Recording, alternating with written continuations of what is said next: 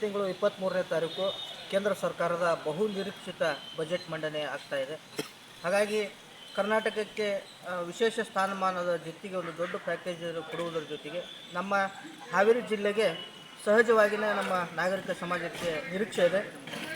ನೆನೆಗುದಿಗೆ ಬಿದ್ದಿರ್ತಕ್ಕಂಥ ಕೆಲವೊಂದಿಷ್ಟು ರೈಲ್ವೆ ಯೋಜನೆಗಳು ರಾಣೆಬೆನ್ನೂರು ಮುಖಾಂತರ ಶಿಕಾರ್ಪುರಕ್ಕೆ ಆಗಿರ್ಬೋದು, ಅಥವಾ ಯಲುಗಿಯಿಂದ ಗದಗ ವಾಯ ಒಂದು ಹೀಗೆ 2 ಯೋಜನೆಗಳು ಮತ್ತು ಕೆಲವು ಸಾಕಷ್ಟು ಯೋಜನೆಗಳು ನೆನೆಗುದಿಗೆ ಬಂದಿದೆ. ಹಾಗಾಗಿ ಒಂದು ನಿರೀಕ್ಷೆ ಇದೆ.